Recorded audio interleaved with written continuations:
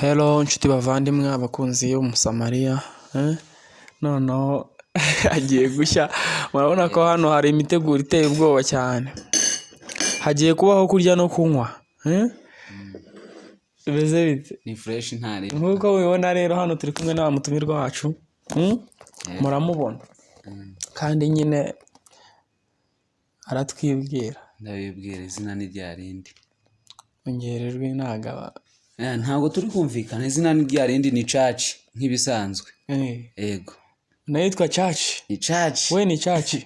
yego unajua Kiswahili oya Nyarwanda kwa nini utajua Kiswahili kabisa kabisa ni kabisa ni kabisa umeze neza ariko umeze neza ndashaka no tuvugana sibyo yego hari akantu tugiye gukina gatoya mudukurikirane mu birebe neza tugiye gukina akantu kameze neza cyane Chachi ni ukuvuga ngo hano hagiye kubera ibintu sibyo yego ngiye kugukinisha umukino umeze gutya tugiye gusheta tukubona nshaka telefone yo guhereza umukunzi wanjye yego kandi nkayikora mu maboko yawe n'ugusheta tugiye gusheta telefone yanjye dore ngiyi aha ngaha yego shyiraho telefone yawe nindamuka ngutsinze yego ndayitwara telefone yawe siko bimeze yego icyo ndi bukore nawe uragikora sibyo nanjye ninkutsinda telefone ndayitwara nawe nutsinda telefone urayitwara uri tayari nta kibazo pe ndi tayari mubirebe neza mwa bagabo yego twagiye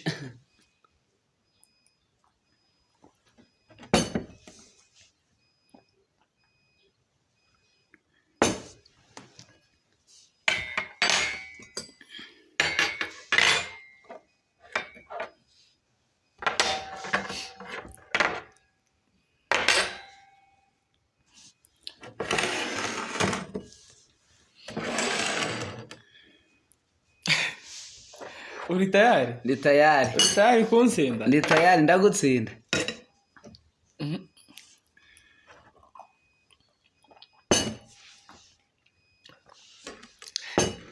amazira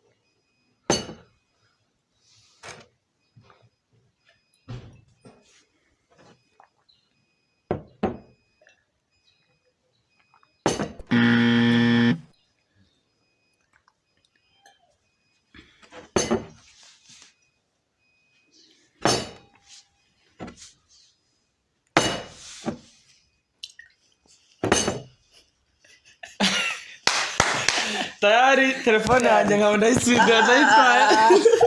ndayitware kabisa telefone yanjye nkaba ndayitsinda ariko uri kubona iyi nzira ukuntu yari imeze ni ukuvuga ngo nta muhwe telefone nkaba ndayitsindiye none nta muhwe ni ukuvuga ngo nta mpuhwe zihari twavuganye ko nindamuka ngutsinze telefone ndayitwara dore ngaya amazi yanjye ngaya amazi yawe dore ngaya ciao dusubire naho ubutaha